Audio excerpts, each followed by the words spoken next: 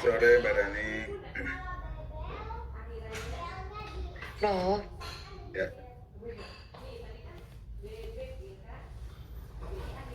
hari ini sudah hadir 12.30. Kenapa Mbak Sapanisa?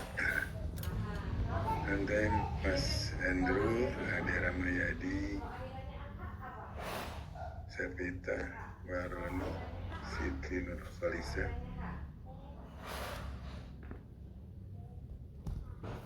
Oke.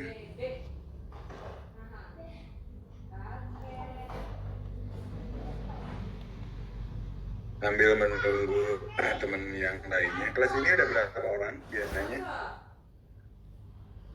23 bro. 23. Berarti sekarang baru kurang lebih 12 orang ya. 12 orang. Baru pertama dengan saya atau pernah kuliah yang lain? Baru ya? Baru kali ini bro. Baru kali ini ya. Oke, kita perkenalan dulu aja sembari nunggu teman yang lainnya. Baiklah, Assalamualaikum warahmatullahi wabarakatuh. Salam sejahtera buat kita semua. Selamat berjumpa dengan saya dalam mata kuliah manajemen operasi. Saya mendapatkan tugas dari Prodi untuk melanjutkan perkuliahan yang sebelumnya oleh Prof. Iman ya. Iya bro. Nanti mungkin kita akan ada kurang lebih 6 atau 7 kali pertemuan, 8 dengan ujian akhir gitu. Nah, selama dengan Prof. Imam di sesi pertama beberapa minggu yang lalu ada offline nggak? Pernah offline nggak? Belum pernah bro. Belum pernah. Teman-teman yang lain apa pada tinggal di Bandung atau di luar kota? Mbak Rani di mana? Saya di Purwakarta bro. Sebagian ada yang di luar kota dan luar pulau bro. Oh gitu. Purwakarta di rumah sakit mana dinasnya? Di rumah sakit Siloam bro. Oh, Siloam ya. Siloam itu rumah sakit asing ya? Punya atau enggak bro. Corporate enggak bro. Masih punya kita bro. Terus ini yang sudah on cam Pak Yudi Pramadi. Iya dok. Sore Pak Yudi. Sore Pak. Oke, Pak Yudi di mana nih? RSUD Bandung Kiwari. Mohon. Di Bandung. Di Bandung. Dinas di mana? Iya RSUD Bandung Kiwari. Oh, di Bandung Kiwari. Bandung Kiwari teh relatif baru ya? Baru 2021. Yang di Kopo kan? 2021 ya, Bandung Kiwari. Alhamdulillah, tinggal di Bandung ya? Dekat lah di Bandung. Kebetulan cuacanya masih adem-adem sekarang. Adem-adem. Saya ada, nanti aja ceritanya. Mbak Peti. Selamat sore Mbak Peti. Terdengar suara normal punya saya? Terdengar. Mbak Peti dinas di mana? Rumah sakit juga? Saya di Klinik Utama Harapan Keluarga di Bandung, Prof. Di mana tuh Harapan Keluarga teh? Di Jalan Pasir Salam.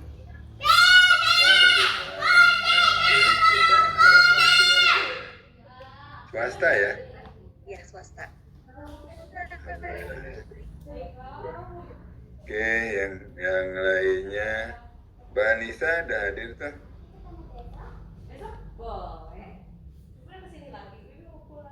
Izin hadir Prof. Izin hadir. Dinas di mana nih? Di Bandung atau di luar Bandung? Izin Prof, maaf, untung belum bisa on cam karena sedang jaga. Di Bandung Prof lagi koas. Rumah sakit mana tuh? di Rumah Sakit Gigi Mulut Unjani. Oh, Unjani ya. Ya, Oke, apa-apa. Pak Ade Ramayadi. Masuk, Pak. Sudah kelihatan, tapi belum. Nah, Mas Gilang. Apa kabar, Mas Gilang? Sehat, Pak. Ya, alhamdulillah. Gilang dinas di mana, Mas Gilang?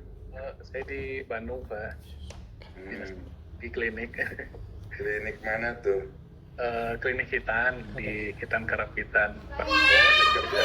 Sebelah Unla, Bang. Ya. Banyak yang di Hitan ya, sebentar lagi apalagi liburan sekolah. Iya, sudah mulai banyak, Pak. Mulai banyak ya. Iya. Sehat itu? Sehat atau agak sedikit apa gimana, enggak sehat ya? Sehat, Pak. Alhamdulillah. Oke, Dokter Gilang. Tadi yang itu Pak Ade Ramayadi mana? Belum ini ya?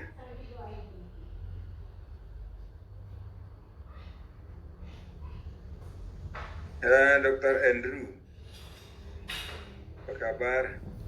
Sore, Pak. Selamat sore, Pak Andrew ya. Ini lagi di kantor ya?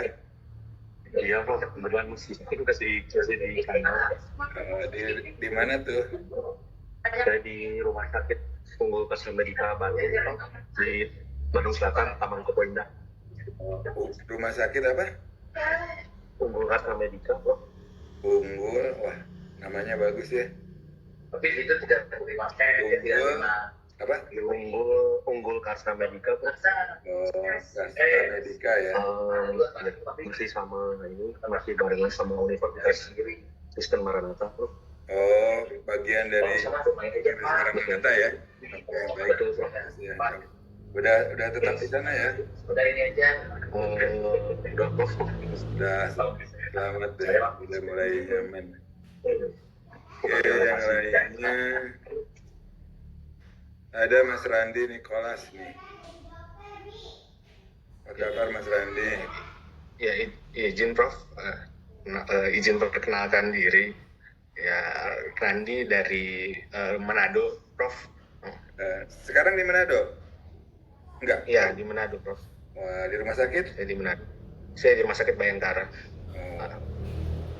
Rupanya masuk ini ya, masuk polisian. Cuman tenaga kontrak saya dan polisi. RS Bayangkara. Oh, jauh ya. Selamat bergabung di Bandung dengan Pak Sundandi ya. Ya, terima kasih, Prof. Pesan saya yang perempuannya di Manado, menantu saya lahirnya di Manado walaupun sekarang pada di Bandung semua. Ya. Siap, Prof. Terima kasih Mas Randi, selamat ya. Ya, kemudian tadi ada Mas Roni Pandiaksa. Ya. Ada nggak? Izin, Prof. Ya. Sore Mas Roni. Ya, sore, Prof. Sore.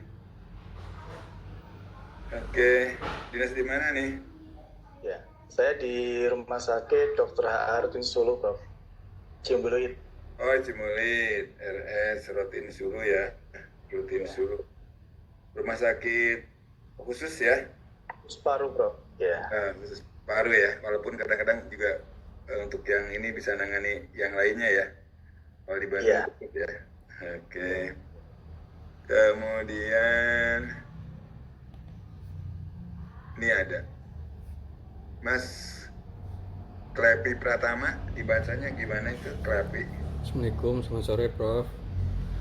Sore. Waalaikumsalam. Nah, di mana nih Mas Pratama? Saya di klinik di Kabupaten Kuningan, Dok, Jawa Barat. Sekarang di Kuningan? Iya, di Kuningan. Waduh, lumayan ya. Bagus, gimana cuacanya sekarang di sana? Sama Prof, sore itu lagi hujan kalau sekarang. akhir-akhir Desember lah. Oke, terima kasih Mas. Dipanggilnya siapa? Klavi atau Klavi aja Prof. Klavi aja ya. Pratama, ada anak pertama nih barangkali namanya. Betul Prof. Mbak Siti Nurkolisa. Selamat sore, Prof. Siti ya, sore. Izin Prof, saya koas di Cimahi di FKG Unjani. Oh, sama dengan yang tadi siapa tuh? Anissa Zahra. Ya. Oh, Mak Unjani ya. Iya, Prof. RS Gigi Unjani. Baik, terima kasih Mbak Siti. Ini udah masuk lagi Michelle. Sore, Mbak Gisa. Selamat sore, Prof. Sore, kabarnya gimana? Baik. Alhamdulillah. Oke. Dinas di mana, Mbak Gisa? Saya di Klinik Pratama, Prof. Di Malang. Waduh, ini sekarang di Malang ya?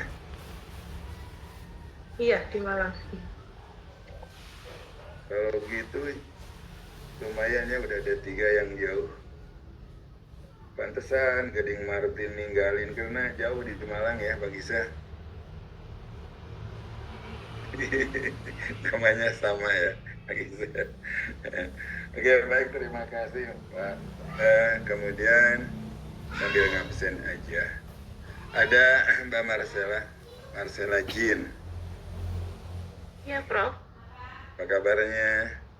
Baik, Prof. Nah, di mana nih dinas dan tinggalnya? Di dinasnya di RSI Melinda, Prof. Oh, di Bandung ya? Di Bandung, ya. Oke. Tapi tinggalnya di KBP, Prof. KBP. Padalarang. Oh, Padalarang. Kota Baru. Itu ya, Kota Baru Parahyangan ya? Iya, betul. Itu ada banyak tempat kunjungan ya? Ya, ya. Salah satunya IKEA dan Ya. kolam renang ya. Oke, selamat. Yang lainnya Mbak Fitria. Ya, Assalamualaikum, Prof. Saya Salam. Apa kabarnya Mbak Fitria? Alhamdulillah baik. Dinas di mana nih Mbak Fitri Puspita Arum? Saya di Rumah Sakit AMC, Prof. di Cilenyi. Oh, di Cilenyi. Rumah sakit? AMC. Oh, AMC. Iya. Punyanya itu ya, istrinya apa? Sahrul bukan? Iya dulunya, Prof. Ya dulunya di sana lah ya, tapi Iya.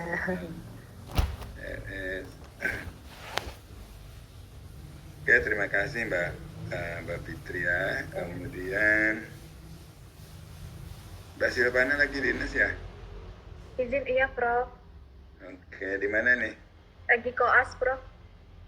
Di rumah sakit? Rumah Sakit Dustira. Distira.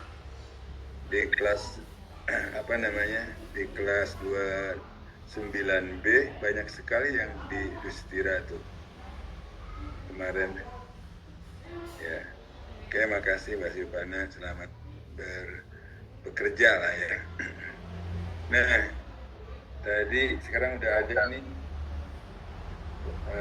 Pak Ade Ramayadi. Ya, Prof. Assalamualaikum, Prof. Waalaikumsalam, sore Pak Ade. Lagi dinas di mana nih? Di Rumah Sakit Jantung Hasna Medika Kuningan, Prof. Oh, sama dengan yang Kavi ya? Tetapi ya. Rumah sakit jantung.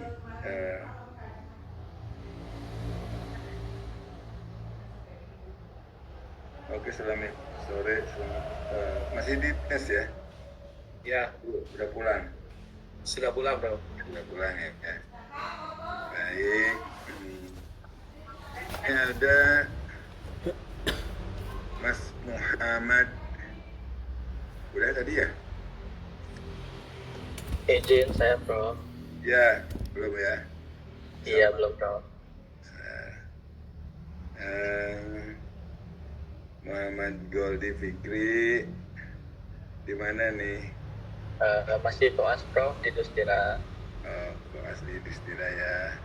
Ya, Prof. Oke, dulunya dari kedokteran Unjani ya? Pasti. Ya, betul, Prof. Jadi ada kemudahan ya. Kemudian Mbak Sevita, Sore, Prof. sore, apa kabarnya? Baik. Oke, di mana nih? Di Rumah Sakit Immanuel, Prof. Bandung ya. Iya. Udah tetap di sana?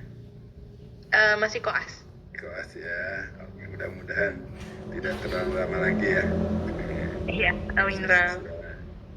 Kemudian Mbak Nadira. Selamat sore, Prof. Sore. Mbak Nadira dinas di mana nih? Saya masih koas, Prof, sama di Distira juga. Distira ya. Distira. Oke. Siapa lagi ya? Ada Anissa, Bayuni, Wadani, Wasroni, Fitria. Udah ya, ada 19, 18. Baiklah, Bapak dan Ibu semuanya, saudara-saudara sekalian. Ini masih pada muda, jadi nggak usah bilang Bapak Ibu ya, atau gimana ya? Enaknya. Sore ini kita akan mencoba membahas pertalian dengan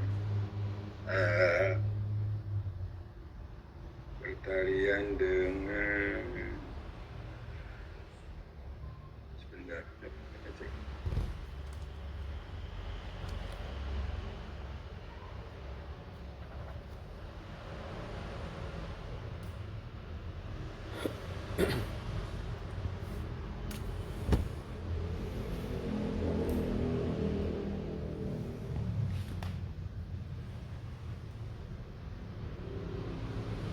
Oke. Beberapa waktu yang lalu, beberapa materi sudah disampaikan oleh Prof. Imam. Kemudian saya melanjutkan dan pada kesempatan ini saya mau membahas atau kita diskusi bertaliangan dengan karakteristik operasi jasa dan tentu bagaimana proses operasi di rumah sakit. Nah, bicara tentang suaranya terdengar normal ya. Kalau kurang jelas mohon Terdengar. dengar ya. Nah, pada awalnya pengertian tentang manajemen operasional baik untuk operasional industri atau perusahaan manufaktur maupun industri jasa. Secara umum saya punya keyakinan sudah disampaikan oleh Prof. Imam. Nah, kemudian beberapa hal yang telah dilalui tentu juga sudah disampaikan. Namun demikian, pada kesempatan ini saya ingin mereview sedikit atau mengulang sedikit yang bertalian dengan pengertian manajemen operasi. Tentu pengertian ini banyak sekali para ahli mengatakan. Namun secara umum saya ingin menyampaikan bahwa manajemen operasi dalam konteks jasa merupakan suatu disiplin yang fokus pada perencanaan, pengorganisasian, dan pengendalian proses yang terlibat dalam penyampaian layanan kepada pelanggan. Ya, jadi lebih pada layanan jasa. Dan tentu beberapa waktu yang lalu sudah disampaikan. Jadi pada dasarnya bagaimana mengkonversi input menjadi output, dan salah satu yang diharapkan outputnya adalah layanan jasa. Dan tentu karena Bapak dan Ibu saudara sekalian selama ini terlibat di layanan jasa atau industri jasa rumah sakit, maka kita akan coba sama-sama mengingatkan kembali, melihat kembali yang selama ini bisa jadi saudara sekalian sudah sangat memahaminya atau paling tidak sudah melakukannya gitu. Nah, Dalam hal ini, manajemen operasi tentu bertujuan untuk meningkatkan efisiensi dan efektivitas dalam penyampaian layanan sehingga dapat memenuhi kebutuhan dan harapan pelanggan dengan cara yang optimal. Inti poinnya adalah ke sana. Jadi bagaimana meningkatkan efisiensi dan efektivitas dalam pelayanan sehingga dapat memenuhi kebutuhan dan harapan pelanggan dengan cara yang optimal. Nah, ini sekilas saja karena saudara sekalian pasti beberapa waktu yang lalu sudah mengenalnya dan memahaminya. Malah bisa jadi dalam proses operasionalnya Bapak dan Ibu sekalian, saudara sekalian bisa jadi sudah melakukannya. Walaupun bisa jadi masih parsial barangkali seperti itu. Nah, selanjutnya ada beberapa poin penting mengenai manajemen operasional dalam konteks jasa. Nah, ada beberapa hal yang mungkin ingin saya sampaikan. Poin-poin penting mengenai manajemen operasi dalam konteks jasa. Yang pertama adalah proses penyampaian layanan. Jadi manajemen operasi mencakup semua aspek dari proses penyampaian layanan mulai dari perencanaan seperti tadi dalam pengertiannya hingga eksekusi. Ini termasuk pengolahan sumber daya manusia, teknologi, dan informasi yang diperlukan untuk memberikan layanan yang berkualitas. Itu poin pentingnya adalah sekali lagi proses penyampaian layanan di mana di dalamnya termasuk mengelola mulai dari perencanaan hingga eksekusi atau pelaksanaannya, dan tentu saja termasuk dalam pengolahan SDM-nya, teknologi atau alat-alatnya, dan informasi yang diperlukan untuk memberikan layanan yang berkualitas. Yang kedua, poin penting yang kedua adalah salah satu fokus utama dalam manajemen operasi adalah memastikan bahwa layanan yang diberikan memenuhi standar kualitas yang diharapkan oleh pelanggan. Jadi standar kualitas yang diharapkan oleh pelanggan itu yang tentu diharapkan dalam proses manajemen operasi ini. Dalam hal ini, kalau dulu kualitas tentu ada standar-standar yang dikeluarkan melalui akreditasi dan lain sebagainya, regulasi yang dikeluarkan juga ada, namun juga mungkin perkembangan sekarang ke depan lebih kepada kualitas yang sesuai dengan harapan dari pelanggan. Jadi pelanggan ini melibatkan pengukuran dan pengendalian kualitas secara terus-menerus. Jadi nanti pasti dibicarakan berkalian dengan pengukuran kualitas atau hal-hal yang berkalian dengan hal tersebut.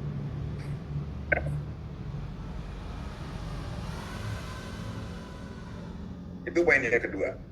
Kemudian yang ketiga adalah pengalaman pelanggan. Dalam konteks jasa, pengalaman pelanggan sangat penting. Jadi manajemen operasi berusaha untuk menciptakan pengalaman yang positif bagi pelanggan melalui interaksi yang efisien dan memuaskan. Karena nanti kan ada feedbacknya. Jadi diharapkan pelanggan itu merasa terpuaskan, menciptakan pengalaman buat pelanggan yang positif. Yang diharapkan tentu hal ini akan menjadi membangun citra yang baik dan positif buat organisasi atau buat perusahaan. Yang keempat, poin pentingnya adalah inovasi dan adaptasi. Manajemen operasi juga mencakup inovasi dalam penyampaian layanan. Dengan perkembangan teknologi dan perubahan kebutuhan pelanggan, organisasi harus mampu beradaptasi dan mengimplementasikan solusi baru untuk tetap relevan. Ya, semisal yang bisa kita lakukan sekarang, misalkan ya yang sederhana, untuk menghilangkan antrian atau menunggu dalam satu waktu tertentu, bisa jadi yang sudah dilakukan antrian berbasiskan pada daftar online misalkan begitu, baik di rumah sakit maupun para di klinik ataupun para dokter, bapak dan ibu yang melakukan praktek secara pribadi atau privat misalkan begitu. Nah, hal ini menjadi salah satu poin melakukan berbagai inovasi dan adaptasi dengan perkembangan teknologi dan perubahan sesuai dengan kebutuhan pelanggan. Nah, yang kelima, poin penting yang kelima adalah pengukuran kinerja. Untuk mengevaluasi efektivitas manajemen operasi, organisasi perlu mengukur kinerja layanan yang diberikan. Jadi, jangan sampai ternina-bubukan, apalagi misalkan karena rumah sakit itu cukup banyak didatangi oleh pelanggan, oleh konsumen, sehingga tidak pernah melakukan evaluasi dan pengukuran kinerja. Ini dapat dilakukan melalui berbagai metrik seperti waktu tunggu, kemudian kepuasan pelanggan, dan tingkat retensi dari pelanggan. Itulah kurang lebih secara umum dan gambaran umum yang bertalian dengan poin-poin penting yang perlu diperhatikan dalam melaksanakan manajemen operasional. Nah, hal lain, ada beberapa hal yang perlu diperhatikan adalah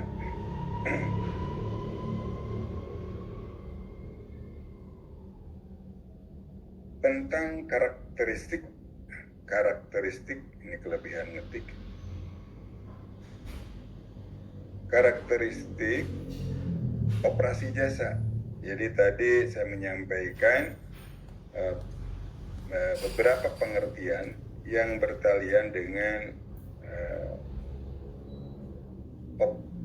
manajemen operasi jasa.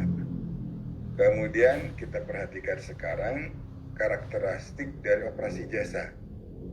Operasi jasa memiliki beberapa karakteristik unik yang membedakannya dari operasi barang.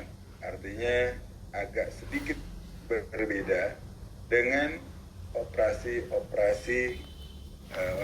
perusahaan atau organisasi yang bergerak dalam bidang industri manufaktur atau barang. Ini ada beberapa hal. Yang pertama adalah intangibilitas layanan. Ya, ini intangible ya, gitu. Jadi jasa biasanya tidak dapat dilihat, tidak dapat diraba atau disimpan. Misalnya ketika saudara pergi ke rumah sakit, saudara atau Anda tidak bisa menyimpan layanan medis yang Anda minta, tapi kita hanya bisa merasakannya. Itu salah satu contohnya. Ini jasa yang bertalian dengan jasa termasuk misalkan jasa di rumah sakit. Kalau misalkan seorang pasien datang ke rumah sakit, dia tidak bisa menyimpan layanan medis yang dia terima, tetapi dia bisa merasakannya apa yang telah dilakukan dalam penanganan apa yang dia butuhkan. Operasi jasa di rumah sakit bersifat intangible, artinya kita tidak bisa menyentuh layanan kesehatan seperti kita menyentuh barang benda atau fisik. Bayangkan, andaikan layanan kesehatan bisa dibungkus dalam kotak misalkan, mungkin kita akan melihat iklan beli satu gratis satu kan gitu ya untuk layanan operasi misalkan. Tapi kan tidak demikian, karena memang tadi bahwa layanan jasa itu adalah intangible. Ini sekedar seloroh ya. biar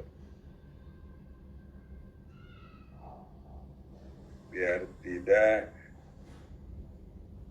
ngantuk Bapak dan Ibu, mudah-mudahan tidak ngantuk.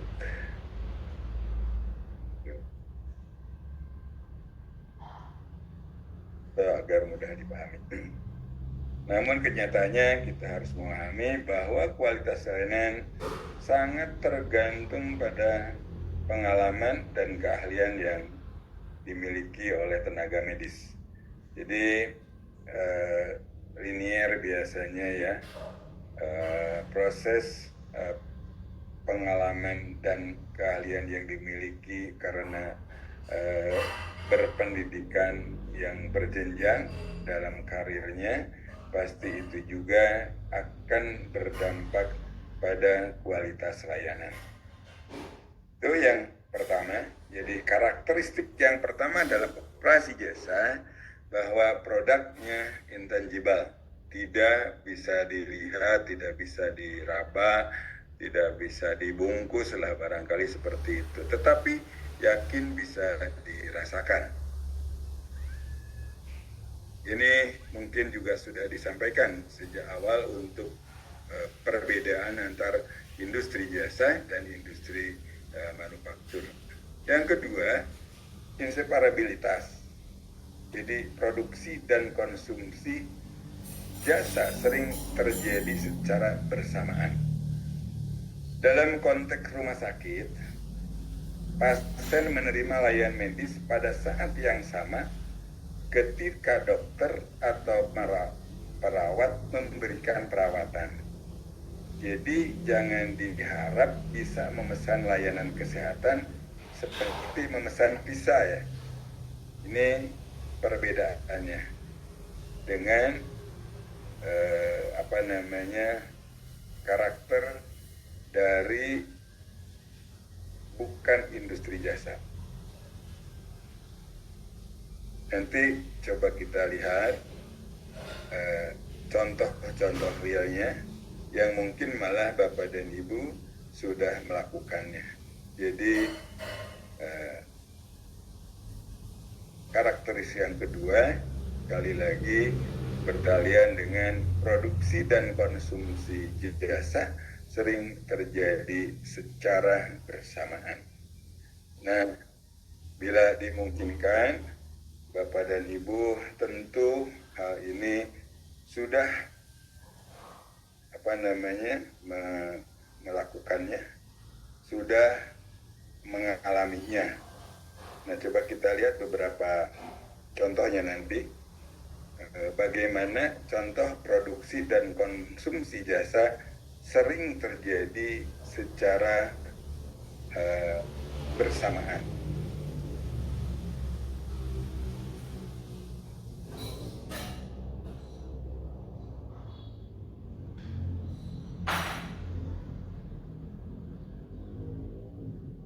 Nah, yang ketiga adalah variabilitas. Kualitas jasa dapat sangat bervariasi, tergantung pada siapa yang memberikan layanan, kapan dan di mana. Misalnya pengalaman Bapak dan Ibu dengan dokter A mungkin berbeda dengan dokter B. Meskipun mereka berdua bekerja di rumah sakit yang sama.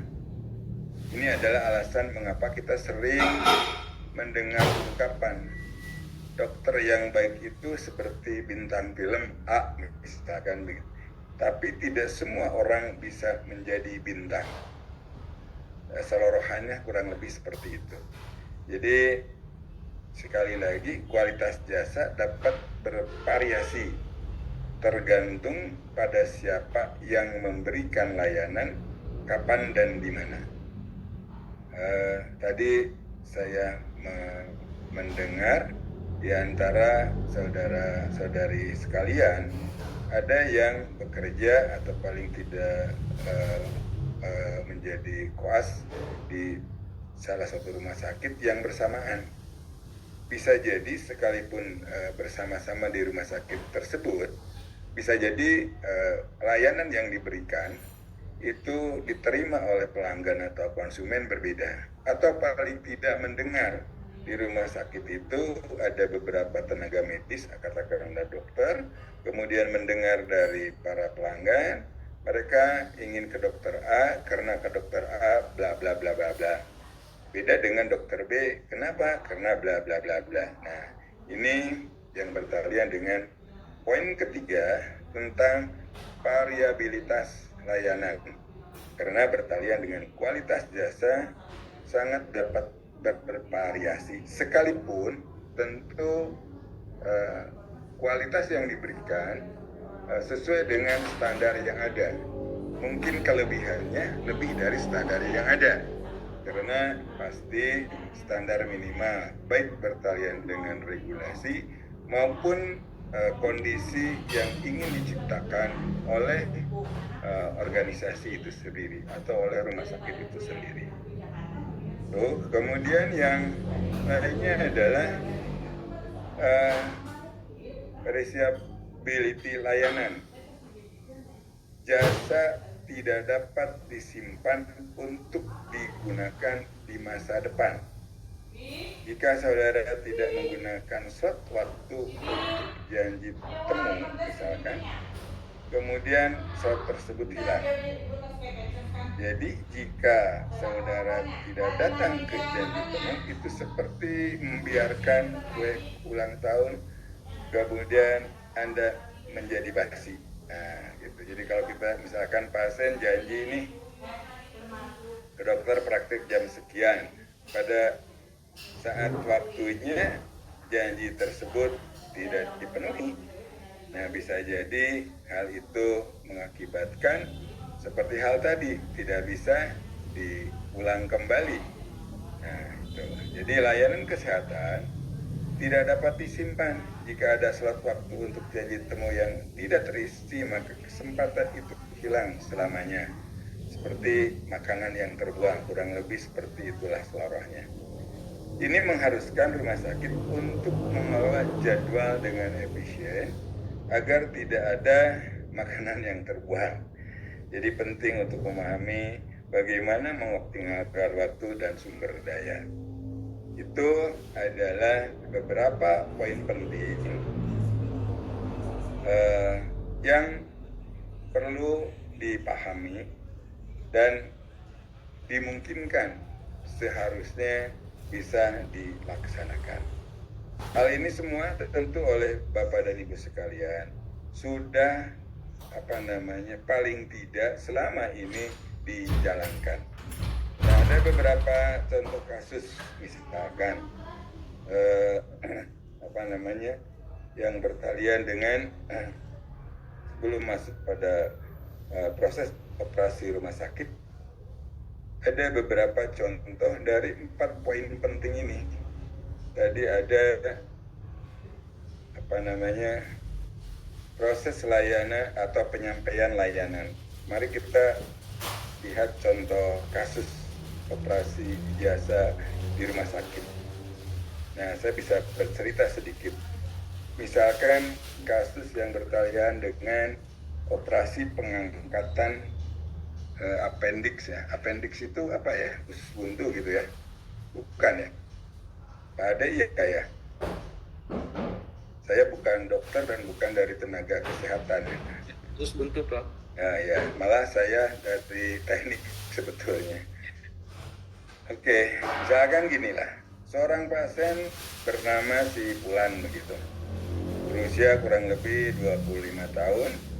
Datang ke rumah sakit dengan keluhan misalkan nyeri perut yang hebat, terutama di bagian kanan bawah. Setelah dilakukan pemeriksaan fisik dan tes penunjang seperti di USG, dokter mendiagnosis si Fulan mengalami appendicitis atau peradangan dalam usus buntu. Kurang lebih seperti itu ya, Dok? Ya, betul. Oke. Nah, kita masuk kepada proses layanan. Nah, ini dalam proses layanan tentu si Pulan yang pertama adalah harus mendaftarkan diri atau pendaftaran pasien, begitu kan? Nah, si Pulan mendaftar di bagian pendaftaran rumah sakit. Petugas pendaftaran mengumpulkan data pribadi dan riwayat kesehatan si Pulan. Ya, kurang lebih seperti itu kan yang terjadi. Dan ini pasti sudah dilaksanakan dan dilakukan. Jadi saya tidak bermaksud mengajari Bapak dan Ibu sekalian, hanya mencoba mereview atau contoh yang sedang dan sudah dilakukan. Itu memang merupakan salah satu proses operasi jasa bil khusus jasa di rumah sakit. Nah, kemudian setelah ada pendaftaran, mulailah melakukan pemeriksaan awal kan. Nah, setelah pendaftaran tadi diperiksa oleh dokter umum bisa jadi melakukan anamnesis begitu kan, dan pemeriksaan fisik. Dokter kemudian merujuk si Pulan ke dokter spesialis bedah misalkan begitu kan. Nah, itu sudah menjadi langkah kedua dalam proses penyampaian layanan. Jadi tadi mendaftar, kemudian pasti dilakukan pemeriksaan. Yang ketiga adalah langkahnya konsultasi dengan dokter spesialis karena ada rujukan tadi ya. Ada rujukan dari dokter umum ke dokter spesialis bedah. Nah, dokter spesialis bedah menjelaskan kondisi Pulan dan merekomendasikan tindakan operasi pengangkatan appendix. Dokter juga menjelaskan resiko dan manfaat dari prosedur tersebut. Begitu ya, Pak Ade ya. Nah, itu setelah tadi ada rujukan-rujukan dari dokter umum ke dokter spesialis juga kemudian menjelaskan harus ada tindakan operasi termasuk resiko dan manfaat dari prosedur tersebut begitu. Setelah itu pelaksanaan operasi. Pada hari operasi si Pulan dibawa ke ruang operasi pasti kan gitu.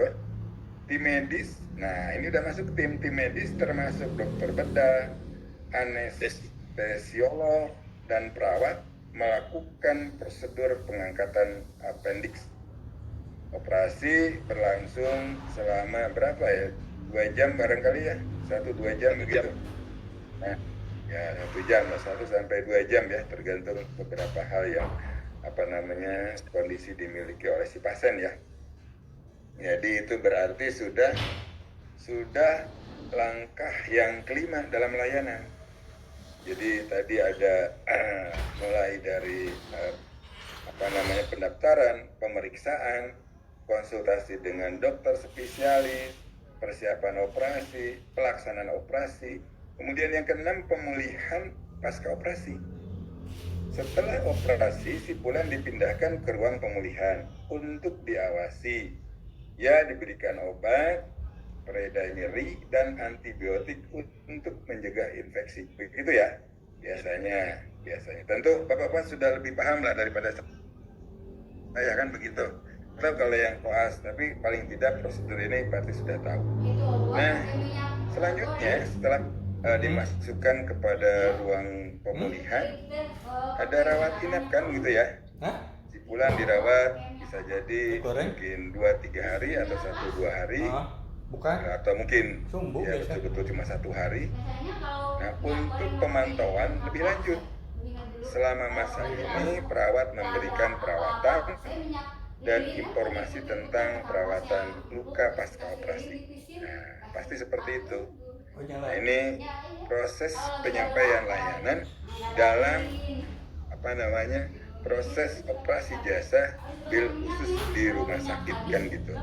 Bertalian dengan poin penting yang pertama, yaitu proses layanan. Selanjutnya pulang dan tindak lanjut. Jadi setelah kondisi si Pulan stabil, ia diperbolehkan pulang dengan resep obat dan jadwal kontrol untuk pemeriksaan lanjutan. Dokter memberikan instruksi tentang cara merawat luka dan tanda-tanda yang perlu diperhatikan atau diwaspadai. Nah, betul nggak begitu ya? itu Betul, Pak. satu proses layanan ya dalam operasi jasa di rumah sakit. Nah, yang lainnya bisa aja Pak Dokter ini, Pak Ade kan bisa aja humor agar si Bulan ini tidak tegang kan. Selama konsultasi dokter spesialis bedah misalkan bisa menghiburnya. Contoh misalkan, tenang aja Bulan, operasi ini lebih mudah daripada mencari jodoh di aplikasi aplikasi kencan misalkan kan begitu ya. Gitu. Jadi jangan sampai pasien tegang, jangan sampai pasien merasa khawatir yang berlebihan begitu kan. Nah, bisa jadi dengan relax, dengan santainya bahwa ternyata operasi appendix ini tadi lebih mudah bila dibandingkan dengan mencari jodoh di aplikasi kencan katanya kan begitu ya. Agar tidak tegang dan pasien berasa lebih nyaman menghadapi prosedur yang akan dijalani. Nah, dari proses penyampaian layanan ini, intinya adalah kasus ini menggambarkan bagaimana rumah sakit menyediakan layanan dari pendaftaran hingga pemulihan pasca operasi. Intinya itu. Jadi setiap langkah melibatkan berbagai tenaga medis yang bekerja sama untuk memastikan keselamatan dan kenyamanan pasien. Nah, mudah-mudahan hal ini bisa jadi tadi secara umum Bapak dan Ibu saudara sekalian sudah mengetahuinya, sudah menjalankannya melalui yang lain-lain. Artinya kerjasama, ada perawat, ada dokter Bapak dan Ibu, dan ada tenaga-tenaga medis yang lainnya. Ya, sampai di sini ini bukan mengajari, mengingatkan saja. Ternyata prosedur ini mungkin oleh Bapak dan Ibu harus sudah terbiasa dilakukan. Sekalipun kadang-kadang dalam proses layanan tertentu tidak semuanya dapat memuaskan pelanggan. Terutama kalau saya melihat kejadian-kejadian dalam proses layanan konsumen atau pelanggan atau pasien yang menggunakan pembayaran basisnya BPJS. Ya Pak Ade ya gitu. Jadi saya suka mengurut dada gitu. Dari orang ada dari yang jam 5 pagi sampai jam 12 siang masih terus nunggu antrian begitu.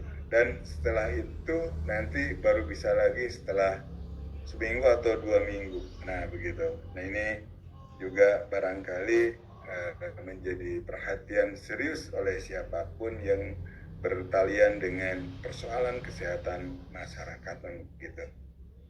Nah itu barangkali Bapak dan Ibu biar tidak membosankan, barangkali ada yang ingin berbagi. Saya melihat yang on cam barusan cuma Pak Ade saja. Yang lainnya naruh foto, kecuali yang lagi koas dan dinas, saya nggak apa-apa. Kalau yang tidak sedang dinas, mari bergabung.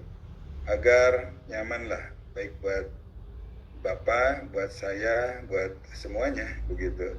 Terima kasih Pak Ade, ya terima kasih atas atensinya, sehingga tidak hanya sekedar naruh nama dan foto, kemudian merasa sudah lebih mengetahui dengan materi ini, begitu. Tapi buktinya ternyata sudah beberapa tahun BPJS, sudah beberapa lama rumah sakit itu berada. Layanan kenyamanan dalam pelayanan ini masih juga belum sampai kepada titik yang diharapkan masyarakat, kecuali dengan kelas tertentu. Di kelas tertentu itu bisa jadi ada kenyamanan dalam pelayanan, tapi pada dasar yang sifatnya umum saya masih melihat perlu ditingkatkan. Baik yang sifatnya institusional kelembagaan maupun dalam layanan yang sifatnya dari para individu, baik tenaga medis maupun para pendukungnya. Tidak jelek, tetapi masih belum optimal ya. Saya sempat merasakan bagaimana mengikuti sebuah prosedur yang umum dalam menggunakan BPJS. Kemudian saya juga mencoba walaupun masuk klinik eksekutif gitu. Tapi ya memang itu tadi beban yang harus ditanggungnya luar biasa, berkali-kali lipat bila dibandingkan dengan yang standar umum. Padahal di masyarakat luar sana dalam pelayanan kesehatan sudah sangat baik, sangat bagus. Kalau perlu mereka-mereka yang berprofesi didukung oleh regulasi, disupport oleh pemerintahnya. Misalkan di Prancis kalau orang sudah melahirkan, maka rumah sakit, dokter itu mereka langsung menawarkan dan menyediakan kunjungan-kunjungan ke rumah-rumahnya. Nah, itu barangkali. Oke, Bapak dan Ibu sekalian, barangkali ada yang ingin disampaikan. Berbagi saja. Terima kasih udah nambah. Bagi saya, Mas Yudi, masa tidak yakin dengan ciptaannya? Coba. Nah, itu kalau tidak yakin itu takut patah gitu ya, maka ditahan oleh tangan dagunya gitu. Itu artinya tidak, kecuali kalau memang sudah mulai matanya agak berat, nah itu biasanya udah agak repot lehernya. Kalau masih beringas nggak usah ditahan biasanya Mas Yudi. Kasih Mas Yudi, tanda aja ya gitu. Oke, ada yang ingin disampaikan? Ini masih umum ya, masih bisa dari saya, Prof. Ya. Boleh. Oke, jadi mungkin ini sehubungan dengan layanan di rumah sakit. Kami tentunya di rumah sakit itu kan bekerja sama dengan BPJS dan memang hampir 95% itu pasien itu BPJS. Nah, memang tadi disebutkan ada beberapa layanannya kurang baik. Gitu. Sebetulnya kami dari rumah sakit sendiri itu ingin memperbaiki. Jadi memang ada tujuan memperbaiki. Misalkan waktu tunggu pasien itu kita punya standar. Apalagi sekarang BPJS itu banyak permintaan harus waktunya sekian menit dan layanan sampai dari pendaftaran sampai mendapat obat itu harus sekian 1 jam misalkan. Nah itu tuh harus gitu. Jadi kalau misalnya kita ada yang protes, kemudian si pasien itu melalui jadi kayak angket gitu dimasukkan ke namanya kesan gitu ya. Kesan itu dia melaporkan lah kata bahwa dia ngasih bintang 1 bahwa pelayanan di sini kurang bagus ya. Jadi intinya dengan pasien-pasien BPJS ini kami ini di rumah sakit ingin memperbaiki gitu ya. Tapi kadang-kadang memang ada beberapa misalkan dokter yang datangnya terlambat, udah janji jam 9 akhirnya datangnya baru jam 10. Nah itu kami mungkin adakan perbaikan mungkin prosesnya ya. Jadi karena memang ini mungkin ada satu sebab misalkan si dokternya kerja di rumah sakit yang lain, ada tindakan tempat lain datang terlambat. Nah ini kalau sering terjadi, ini pasien banyak yang mengeluh gitu. Jadi laporkan ke BPJS melalui aplikasi kesan dan kita dapat bintang jelek, dari bintang 1, bintang 2 gitu. Harusnya kan bintang 5 gitu. Nah ini memang dari kami sendiri rumah sakit intinya sih ingin memperbaiki gitu. Dan karena juga memang sekarang sekali lagi BPJS selalu ada penilaian terhadap rumah sakit bahwa ini hasilnya seperti ini, bahwa antrian online-nya sekian, jadi masih kurang, itu pasti kami perbaiki. Jadi tidak ada niat kami untuk menomorduakan sebetulnya ya Prof ya. Jadi tapi ya memang kenyataan di lapangan sering terjadi demikian. Beda kalau yang bayar sendiri, artinya dengan asuransi yang lain atau yang memang dengan dari kantungnya. Nah itu pasti ada pelayanan karena mereka inginnya apa kita pasti berikan. Nah ada beberapa juga dari BPS itu aturan-aturan yang ternyata harusnya misalkan boleh kontrol berapa hari lagi ya atau enggak seminggu, ternyata tidak boleh sekarang, harus sebulan sekali. Otomatis pasien nunggu sampai bulan depan gitu. Nah ini kadang-kadang keluhan-keluhan itu yang kami dari rumah sakit tidak bisa karena memang itu berlaporan di BPJS. Jadi intinya seperti itu, Prof. Jadi di rumah sakit juga kadang-kadang kita bingung gitu ya menghadapi pasien-pasien ini. Mungkin ini berhubungan dengan kualitas layanan, juga tindakan-tindakan tadi gitu. Seperti itu. Apalagi banyak yang tidak dibayar, artinya misalkan, oh ini kalau misalnya begini nanti tidak dibayar oleh BPJS, ya otomatis kami tidak memberikan hal itu, memberikan layanan itu. Contohnya, misalnya ada setelah tindakan operasi misalkan, terus harus ada pemulihan misalkan dirujuk ke bagian dokter rehabilitasi medis. Nah ini kadang-kadang dari sekarang ini si BPJS nggak mau bayar yang itu, kan itu dianggapnya satu paket gitu dengan tindakan, misalkan tadi tindakan operasi usus buntu sampai mereka benar-benar sembuh total, itu ya udah berarti ada layanan lain misalkan dari rehabilitasi medis itu tidak dibayar lagi. Akhirnya kami berkesimpulan ya udah berarti tidak ada layanan untuk penyembuhan tadi, artinya untuk rehabilitasi medis itu tidak diadakan seperti itu, Prof. Ini yang terjadi sakit, Prof. Baik, Pak Ade, terima kasih banyak. Memang ya, saya tidak bermaksud untuk menyudutkan dari rumah sakit itu sendiri maupun dari dokter dan tenaga medis dalam pelayanan. Hanya kalau saya melihat di BPJS, berarti yang pertama adalah persoalan kapasitas yang tersedia, kan barangkali begitu. Kemudian SDM yang tersedia, kan begitu barangkali, sehingga antara kebutuhan masyarakat dengan penyediaan layanan kesehatan yang diatur oleh negara atau melalui pemerintah, itu masih sangat jauh rasionya dengan antara kebutuhan dan kenyataan layanan yang ada. Barangkali seperti itu akibatnya. Kalau misalkan kapasitas yang memadai, tersedianya cukup memadai, saya kira tidak akan terjadi penumpukan, biasanya begitu. Jadi dalam konteks ini saya bisa memaklumi dan ya memang kondisi di kita seperti itu. Karena saya pun melakukan begini. Manakala hal tertentu itu sangat mendesak dan harus dilakukan, ya pakai jalur pribadi. Nanti pada saat eksekusi tertentu baru masuk misalkan seperti itu. Saya punya pengalaman 2-3 kali, Pak Adik. Yang pertama saya harus operasi mata orang tua saya karena ada tumor pada kelopak mata yang kebetulan di luar daerah. Nah kemudian kalau di daerah nggak bisa, kemudian dirujuk ke Bandung dan masuk salah satu rumah sakit swasta yang kategorinya A begitu. Nah, sekalipun sudah lanjut usia, begitu usia 80-an, alhamdulillah dokternya itu malah saya yang dimarahi kenapa sekian puluh tahun dibiarkan begitu. Nah, langsung dia tidak basa-basi lagi ambil tindakan, harus segera operasi. Gitu.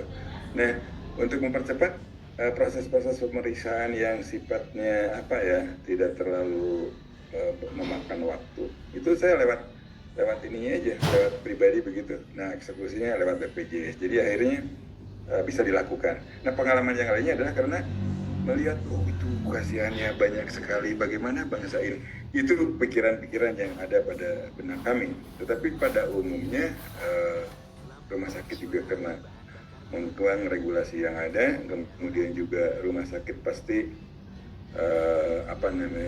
kos operasionalnya kan juga harus terpenuhi. Dan sudah menjadi rahasia umum kalau BPJS bisa jadi bayarnya 2-3 bulan barangkali seperti itu ya, sementara kebutuhan terus berjalan gitu. Jadi terima kasih lah Pak Ade bahwa pada dasarnya saya punya keyakinan Bapak dan Ibu dokter, tenaga medis yang lainnya juga pasti punya jiwa yang sebetulnya tidak bisa diukur dengan materi, pada dasarnya kan begitu, dan mungkin sejak awal sudah ada jiwa untuk mengabdikan diri untuk kepentingan manusia dan kemanusiaan. Nah hanya sisi lain bertalian dengan ternyata industri jasa rumah sakit itu bukan modal kecil-kecil, banyak lah, nanti tantangannya kita coba bahas di slide yang akan datang. Itu barangkali. Kemudian yang lainnya adalah tadi kan karakteristik industri jasa bil khusus di juga rumah sakit ada yang antara produksi dan konsumsi jasa sering terjadi dalam waktu yang bersamaan. Demikian juga di rumah sakit kan begitu. Pasti ada gitu. Jadi karakteristik industri jasa itu ada yang sifatnya selain tadi tidak bisa disimpan atau tidak bisa diraba, tidak bisa dinantikan begitu untuk disimpan untuk kemudian, ada juga yang bertalian dengan produksi dan konsumsi jasa sering terjadi bersamaan, termasuk juga di rumah sakit. Misal nih contoh kasus layanan rawat inap, ya layanan rawat inap di rumah sakit nih, produksi jasanya adalah ketika seorang pasien dirawat inap di rumah sakit, berbagai layanan medis diproduksi secara bersamaan. Misalnya dokter melakukan pemeriksaan fisik, perawat memberikan obat, dan ahli gizi misalkan menyusun rencana diet. Semua layanan ini merupakan bagian dari proses produksi jasa kesehatan yang relatif kompleks. Sedangkan konsumsi jasanya di sisi lain, pasien yang dirawat adalah konsumen dari jasa tersebut. Mereka menerima layanan medis, perawatan, dan dukungan dari berbagai tenaga kesehatan. Dalam hal ini, pasien tidak hanya mengkonsumsi obat, tetapi juga menikmati pengalaman rawat inap yang mungkin disertai dengan makanan rumah sakit yang terkenal spesial lah barangkali begitu. Jadi untuk makanan ini salah satu kasus atau contoh antara produksi dan konsumsi bersamaan, termasuk ada di rumah sakit. Yang lainnya ada misalkan layanan UGD, gawat darurat, itu juga ada produksi dan konsumsi jasa yang bersamaan. Nanti Bapak dan Ibu mungkin lebih memahami hal itu. Pak Ade ngilang, kenapa Pak Ade? Nah, ada sekarang. Ada Mas Gisa, ada Dr. Andrew ya. Ini. Nah, pada contoh layanan di UGD misalkan, ketika seorang datang ke UGD dengan keluhan mendesak, tim medis itu pasti segera memproduksi layanan. Dokter dan perawat bekerja sama untuk memberikan diagnosis, melakukan tindakan medis, dan memberikan perawatan yang diperlukan. Semua ini terjadi dalam waktu yang sangat cepat. Betul kan begitu ya, Kak Andre?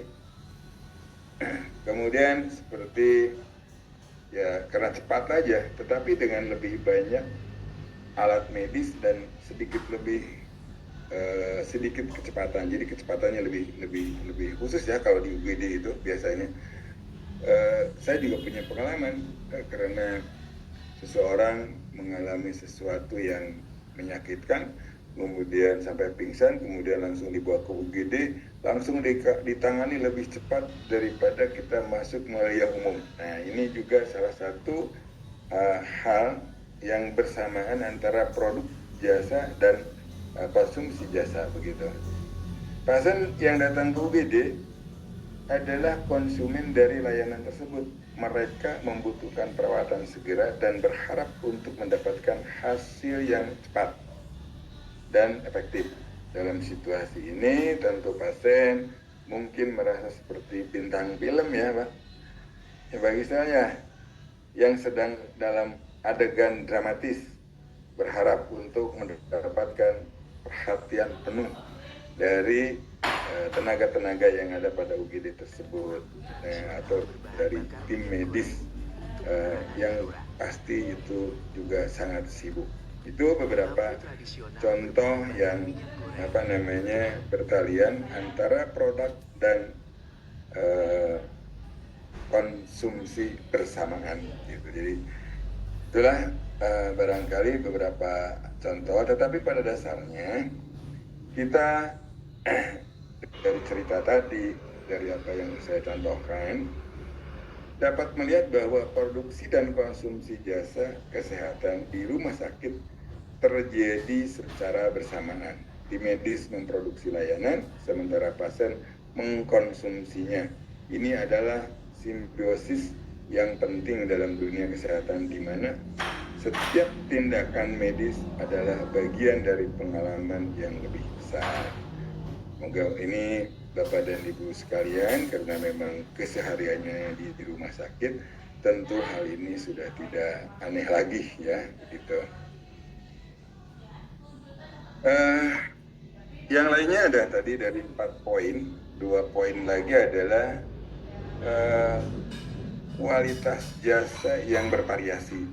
Nah, ini bisa dicontohkan, misalkan di rumah sakit ya, dengan cara yang formal, namun tetap mengandung sedikit sedikit yang harus dibuat agar setiap pasien itu tidak tegang, gitu, ada humor lah barangkali ya. Nah, dalam kasus variasi kualitas ini, misalkan begini, rumah sakit X adalah sebuah rumah sakit umum yang terletak di pusat kota, katakanlah begitu. Meskipun memiliki fasilitas yang lengkap dan tenaga medis yang profesional, kualitas jasa yang diberikan kepada pasien ternyata bervariasi. Jadi sekalipun dia memiliki tenaga medis yang profesional, peralatan atau fasilitas yang dimiliki juga sangat lengkap misalkan, akan tetapi bisa jadi kualitas jasa yang diberikan kepada pasien ternyata bervariasi. Mari kita coba contohnya lihat.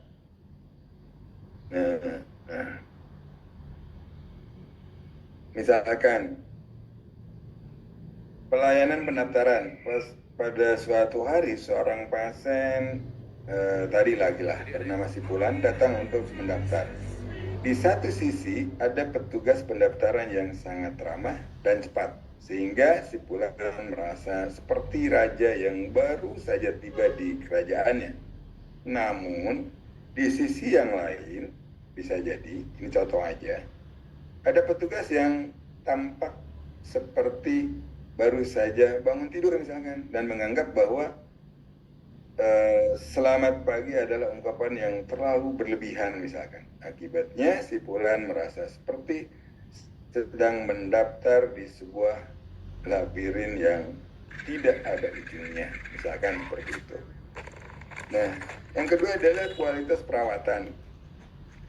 Ini setelah mendaftar, si Fulan dibawa ke ruang perawatan misalkan. Di sini ia bisa bertemu dengan perawat yang sangat perhatian dan selalu siap membantu. Namun di ruangan yang lain, di ruangan sebelahnya misalkan, ada perawat yang tampaknya lebih tertarik pada ponselnya daripada pasien.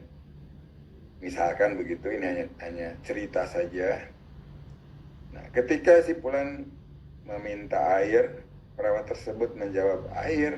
Nah, oh itu ada di mesin, silakan ambil sendiri.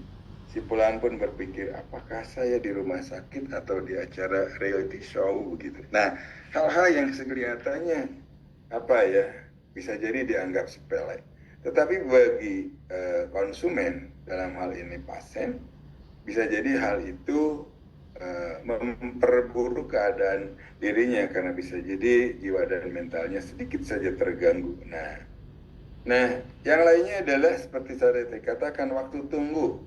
Misalkan tadi cerita perawat yang berbeda, di satu sisi ada yang ramah, di satu sisi yang lain ada yang tidak peduli, kan begitu. Nah, waktu tunggu, kemudian misalkan waktu menunggu untuk mendapatkan pemeriksaan dari dokter. Di satu sisi ada pasien yang hanya menunggu sekitar 15 menit misalkan, atau 30 menit. Sementara si Fulan harus menunggu hampir 1 jam. Ketika dia bertanya kepada petugas, jawabannya adalah dokternya sedang dalam perjalanan dari Mars. Dari mana Budi pun atau si Fulan pun mulai meragukan apakah dia akan mendapatkan pemeriksaan atau sekedar menjadi bagian dari eksperimen waktu. Nah, jadi Bapak dan Ibu, tadi Pak Ade juga mengatakan bisa jadi karena dokternya bekerja di beberapa tempat sehingga tidak on time sesuai dengan waktu jadwalnya, sementara pasien menunggu sebelum jauh dari jadwalnya, dan pas menanyakan jawabannya seperti tadi. bisa jadi itu juga akan mengurangi kualitas pelayanan, atau dapat dikatakan ternyata ada variasi pelayanan yang berbeda. Itulah kurang lebih termasuk kualitas makanan dalam hal ini. Ini juga dari contoh-contoh yang baru saya sampaikan atau dari rumah sakit X tadi, hal ini menunjukkan pentingnya pelatihan dan standar pelayanan yang konsisten agar setiap pasien merasa dihargai dan mendapatkan pengalaman yang baik. Setelah semua pengalaman tersebut, si Ek pun berjanji untuk tidak hanya membawa pulang resep obat, tetapi juga cerita lucu tentang pengalamannya di rumah sakit. Ini hal-hal yang kelihatannya kecil dan sepele, tapi ternyata itu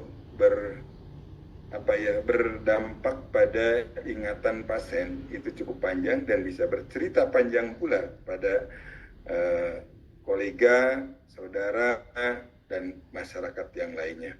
Dan tentu itu akan berdampak atau berpengaruh paling tidak pada citra rumah sakit itu sendiri. Itu beberapa contoh tentang proses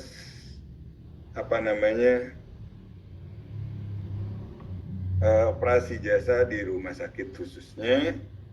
Bapak dan Ibu barangkali ada yang mau berbagi lagi seperti teman kita tadi Pak Ade, agar kita bisa lebih hidup lagi dalam perkuliahan ini.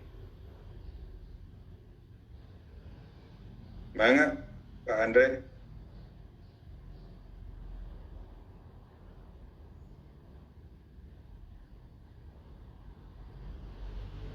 Belum ada sih Pak, belum bisa Tapi itu semua sudah dijalankan ya, semuanya ya. Jadi saya tidak mengajari sekali lagi. Tetapi Bapak dan Ibu dokter tentu juga ada sedikit perhatian terhadap satu siklus, satu sistem yang ternyata tidak berdiri sendiri. Jadi kan kadang-kadang Pak dokter sudah menerima seberkas dokumen dari perawat yang menceritakan kondisi pada saat itu, dari mulai yang standar umum, suhu badan, tinggi badan, berat badan, apa yang terasa dan seterusnya, kan begitu biasanya. Artinya, tenaga-tenaga keperawatan yang ada dan pelayanan-pelayanan yang lain yang ada, tentu ini tidak berdiri sendiri, tetapi merupakan satu subsistem, support system yang perlu terus diperhatikan. Kalaupun tidak dievaluasi, tetapi selalu diingatkan sesuai dengan misinya atau visinya dari organisasi di mana Bapak dan Ibu saudara sekalian berada. Baiklah, kita berlanjut pada proses operasi rumah sakit. Proses operasi rumah sakit melibatkan beberapa langkah penting yang memastikan bahwa pasien menerima perawatan yang tepat dan efisien. Ada beberapa tahapan umum dalam proses operasi rumah sakit ya. Nah ini juga saya tidak ini hanya mengingatkan saja, mari kita berdiskusi. Tadi seperti yang cerita awal, mulailah dari pendaftaran pasien kan tadi, saya coba dari awal tadi.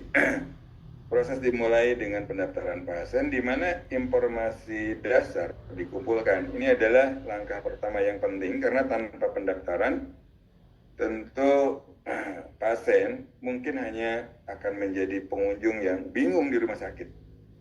Pastikan itu ya. Jadi proses operasinya untuk pasien, dalam layanan pasien pasti ada proses pendaftaran. Ini hal yang sangat umum lah. Kemudian pasti ada penilaian awal seperti barusan saya katakan. Setelah pendaftaran, pasien akan menjalani penilaian awal oleh perawat atau tenaga medis. Ini adalah saat di mana mereka akan menanyakan berbagai pertanyaan seperti apa yang membuat Anda datang ke sini, dan apakah Anda memiliki alergi? Kan begigitu ya Dok ya Pak Yudi ya. Dan apakah Anda memiliki alergi? Pastikan untuk tidak menjawab dengan saya hanya ingin melihat dokter yang tampan. Kan nggak begitu ya pastinya juga. Pasti dia akan bercerita apa yang dia rasakan dan mengapa dia datang ke rumah sakit di mana Bapak dan Ibu berada atau para tenaga medis berada. Itu proses tahapan yang kedua. Kemudian diagnosis dan perawatan. Nah ini Bapak dan Ibu biasa kan sudah masuk ke sini. Setelah penilaian, dokter akan melakukan pemeriksaan lebih lanjut dan memberikan diagnosis. Jika pasien itu beruntung, mungkin hanya perlu resep obat. Tetapi jika tidak, tentu mungkin harus menjalani beberapa tes tambahan. Ya kan begitu. Misalkan, oh ternyata harus ke lab. Oh ternyata harus ke spesialis, oh ternyata harus bla bla bla. Begitu ya Pak Dr. Yudi ya biasanya. Nah yang perlu diingat adalah tidak ada yang lebih menegangkan daripada menunggu hasil tes ya, begitu aja. Apalagi harus ke lab-lab tertentu barangkali seperti itu. Nah yang keempat dalam proses perawatan dan pemulihan. Setelah diagnosis, pasien akan menerima perawatan yang sesuai. Ini bisa berupa tindakan medis, terapi, atau bahkan hanya istirahat. Cukup pastikan untuk mengikuti instruksi dokter ya, begitu ya. Karena istirahat bukan berarti nonton serial TV selama 12 jam berturut-turut ya, kan pasti begitu. Oke, ini semua sudah pasti dilakukan dan dijalankan. Tindak lanjut. Setelah perawatan, pasien biasanya akan dijadwalkan untuk tindak lanjut. Ini adalah kesempatan untuk memastikan bahwa semuanya berjalan dengan baik dan tidak ada yang terlewat. Jadi, jangan lupa untuk datang kembali karena dokter juga butuh reuni dengan pasiennya. Betul nggak dok gitu? Canda aja itu ya.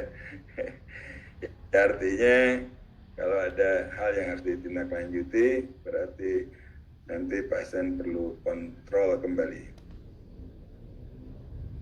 Simpulannya, karakteristik operasi jasa dan proses operasi di rumah sakit sangat penting untuk dipahami, terutama bagi mereka yang terlibat dalam manajemen operasi. Dengan memahami karakteristik ini, diharapkan dapat meningkatkan kualitas layanan dan pengalaman pasien. Jadi ada Bapak dan Ibu yang saudara-saudara yang masih koas kan?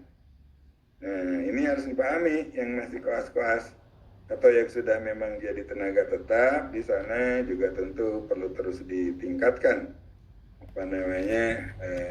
kinerjanya, termasuk dari hal yang paling mendasar seperti ini.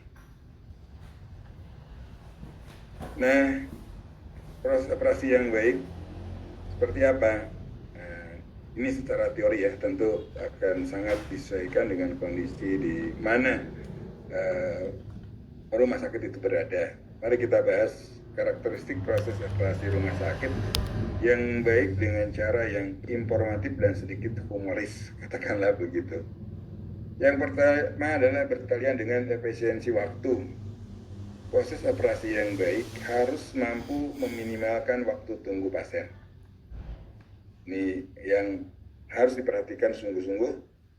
Bayangkan jika pasien harus menunggu lebih lama dari waktu yang dibutuhkan untuk menonton film trilogi Lord of the Rings misalkan. Oleh karena itu setiap langkah dalam proses harus dirancang untuk mempercepat alur kerja tanpa mengorbankan kualitas. Jadi intinya adalah mencoba mengefisiensikan waktu, dan waktu tunggu itu mungkin ada penelitian itu paling lama berapa jam, terkecuali mungkin dalam kondisi-kondisi tertentu. Yang kedua adalah keamanan pasien. Ini adalah prioritas utama.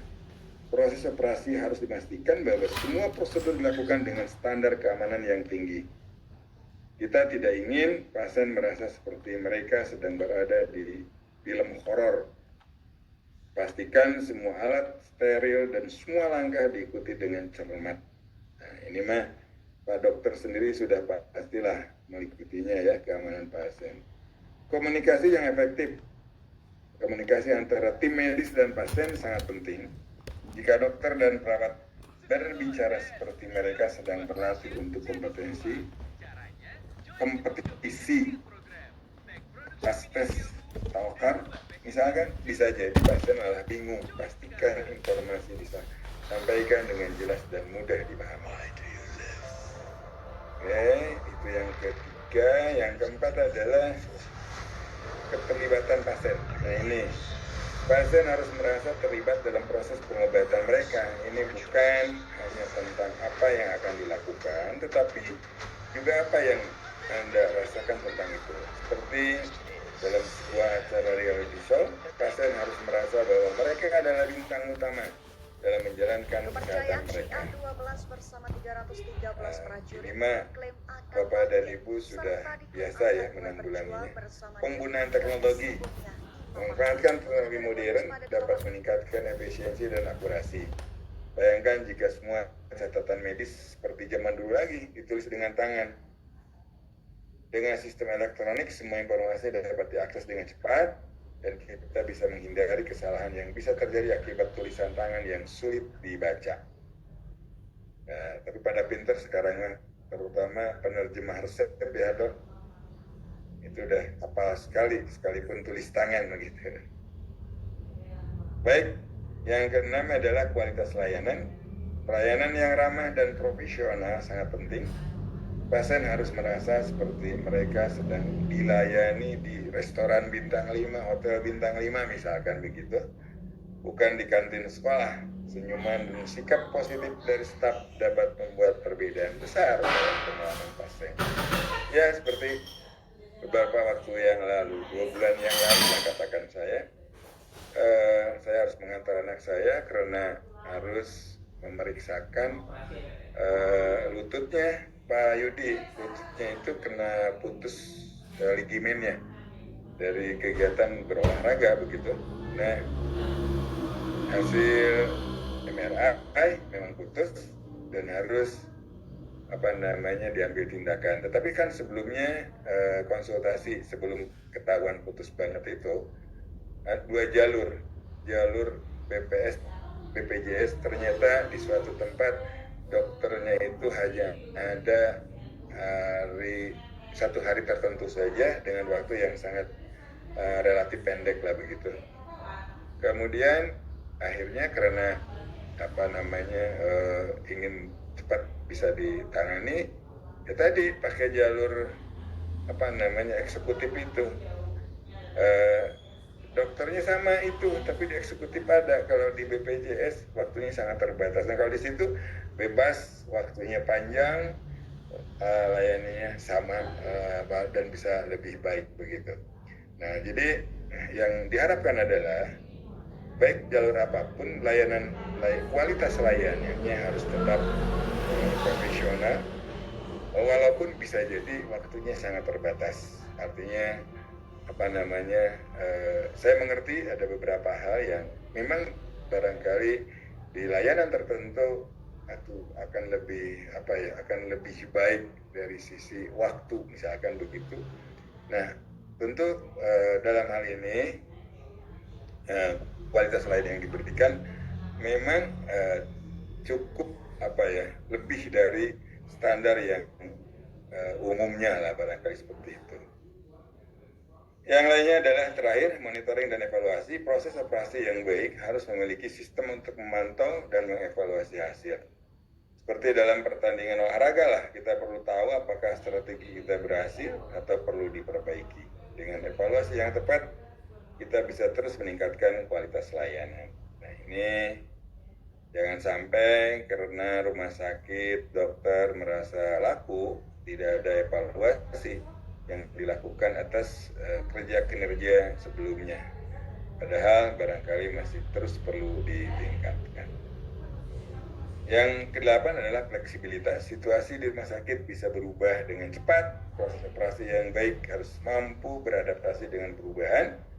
Seperti seorang penari balet yang bisa beralih ke hip hop dalam sekejap dan seterusnya. Semoga informasi ini bermanfaat buat Bapak dan Ibu.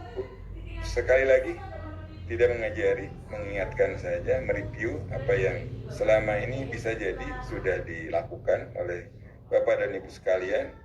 Bisa jadi ini adalah suatu pekerjaan keseharian Bapak dan Ibu semuanya. Nah ini barangkali tantangannya. Sampai di sini ada yang ingin disampaikan berbagi Bapak dan Ibu?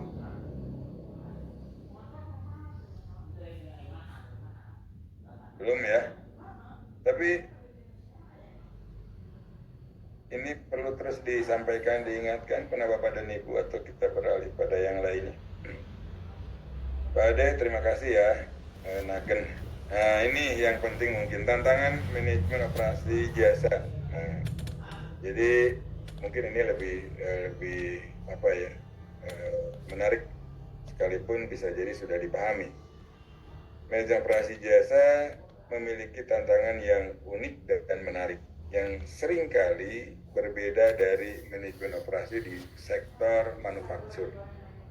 Nah, apa saja tantangannya? Mari kita dalam operasi jasa rumah sakit. Yang pertama adalah permintaan yang fluktuatif ya. Jadi bisa jadi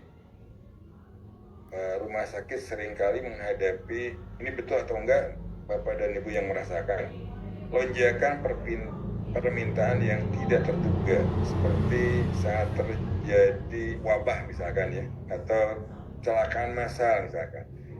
Ini bisa membuat manajer operasi merasa seperti juru masak yang tiba-tiba harus memasak untuk pesta besar begitu tanpa persiapan.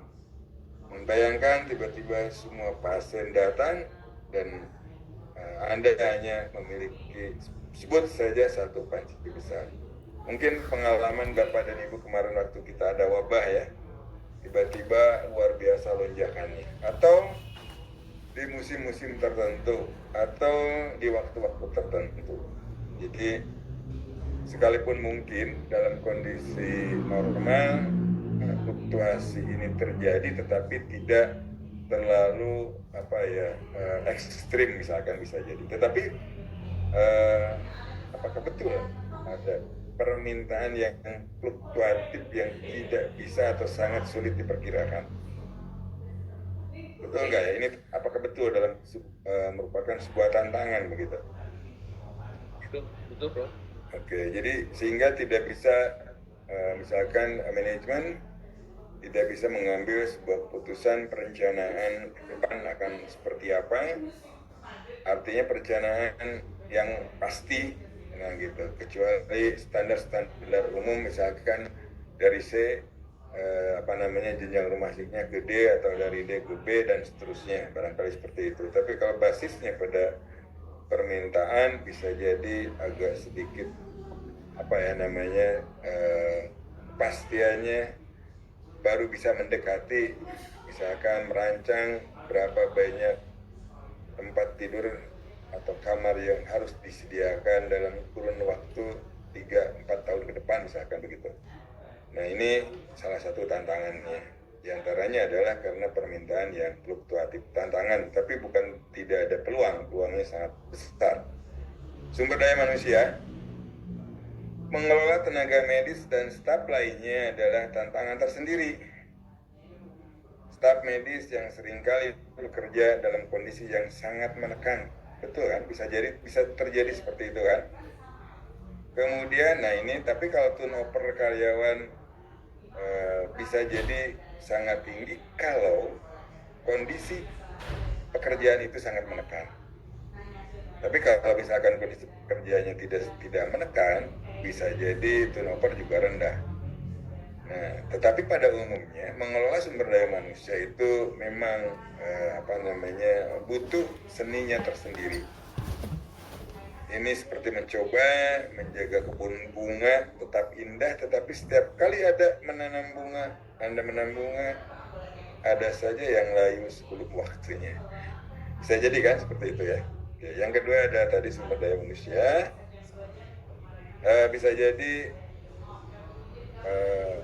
saya tidak persis tahu ya, apakah di rumah sakit memang terjadi perpindahan pegawai itu cukup tinggi atau biasa-biasa saja, terutama di medis atau di tenaga-tenaga yang lainnya.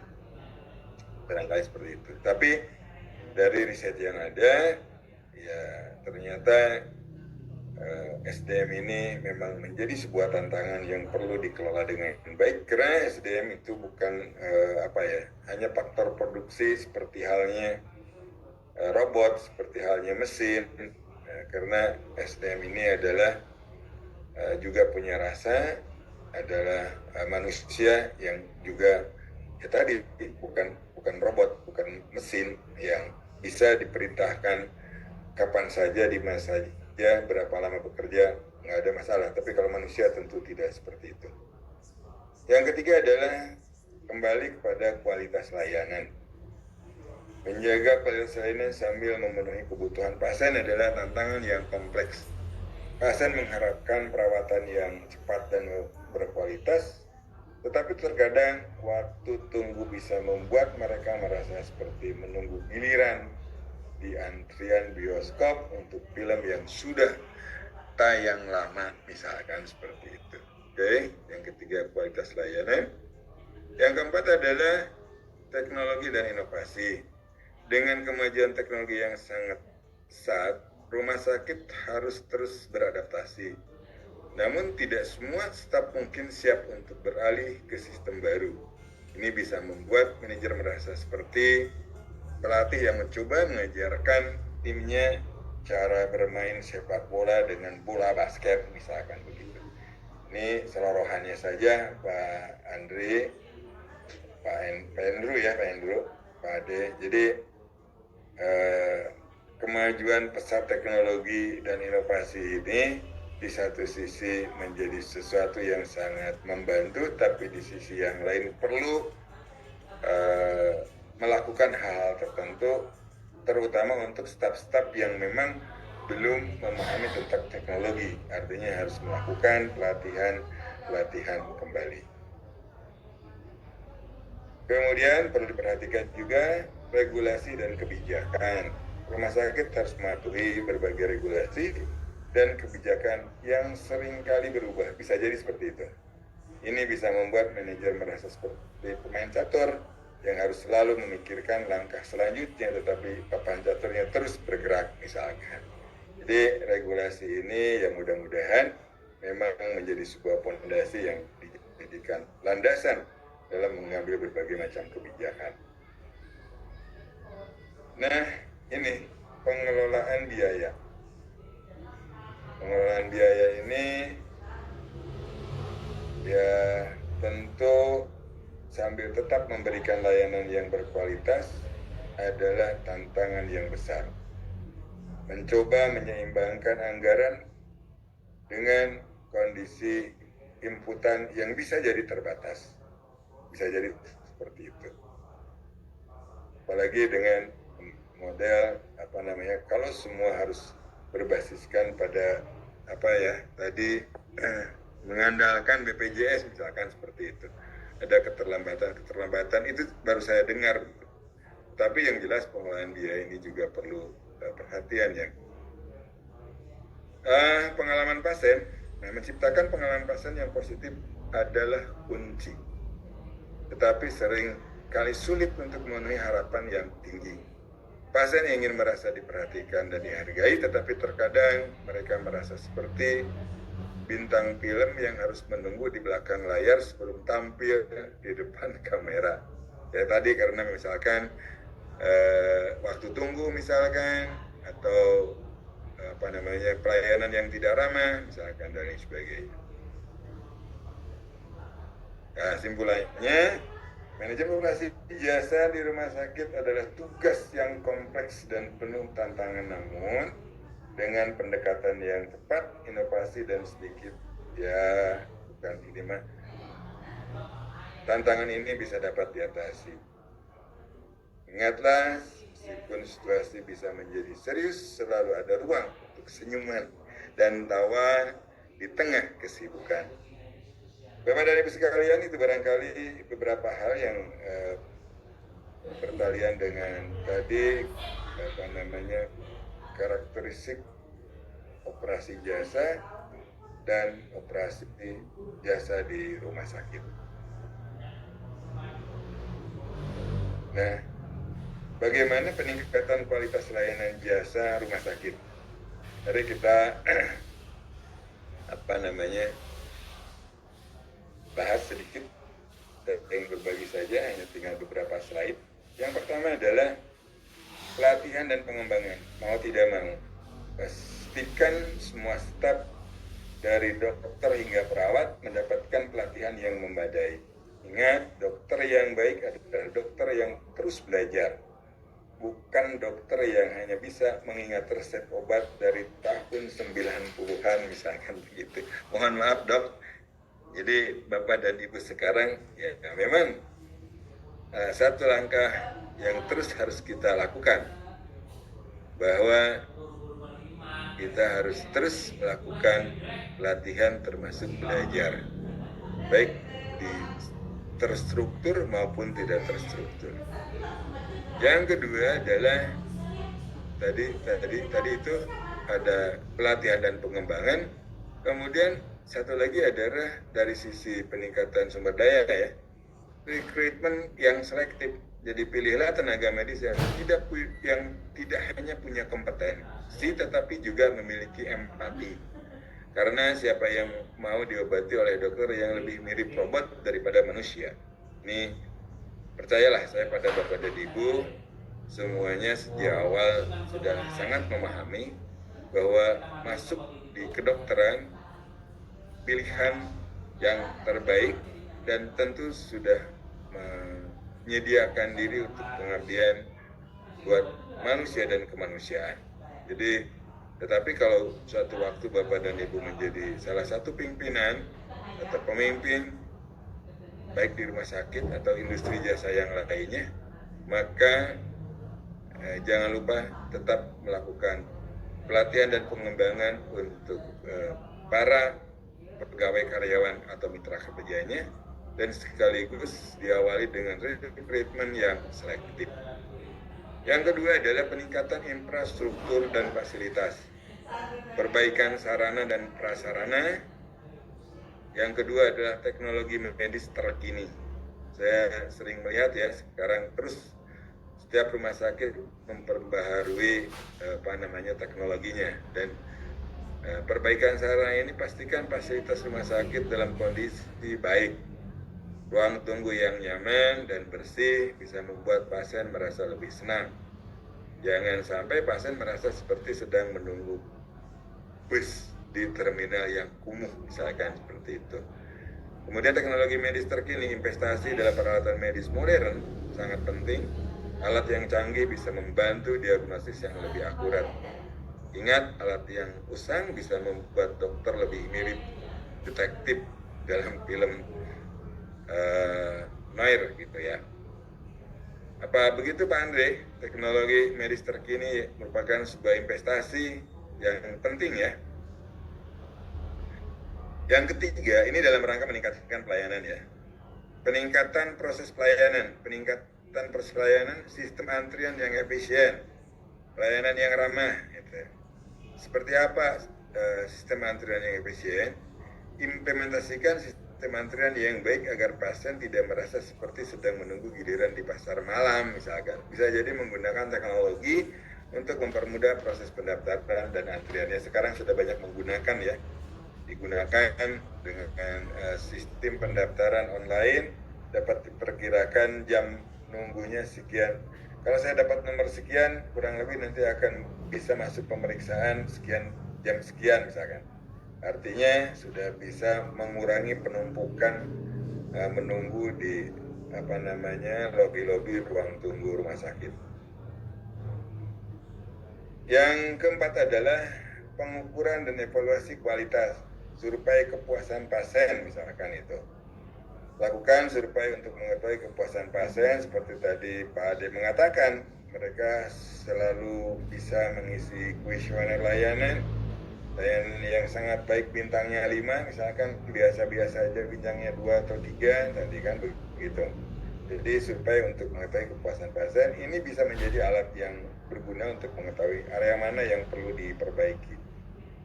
Ingat, feedback dari pasien adalah emas, bukan sekadar kertas bekas. Nah, itu. Kemudian lakukan audit internal, lakukan audit secara berkala untuk memastikan semua standar layanan dipatuhi. Ini seperti memeriksa apakah semua lampu di rumah sakit menyala agar tidak ada yang tersandung di kegelapan, misalkan seperti itu. Nah, kemudian selain pengukuran, komunikasi yang efektif, transparansi informasi, berikan informasi yang jelas dan transparan kepada pasien mengenai prosedur, biaya, dan waktu tunggu. Pasien yang tahu apa yang diharapkan cenderung lebih tenang. Jangan sampai mereka merasa seperti sedang mengikuti acara kuis yang penuh teka-teki, misalkan begitu. Sosial media dan website. Ini pasti sudah pada menggunakan, manfaatkan platform digital untuk berkomunikasi dengan pasien. Informasi yang mudah diakses bisa membantu pasien merasa lebih terhubung dengan ramah dengan rumah sakit.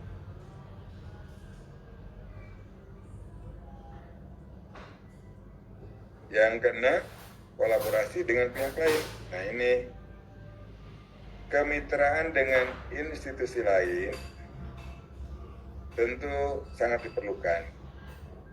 Dengan bekerja sama dengan institusi kesehatan lain untuk meningkatkan kualitas layanan. Kolaborasi bisa memperluas jaringan dan sumber daya, sehingga pasien mendapatkan layanan yang lebih baik.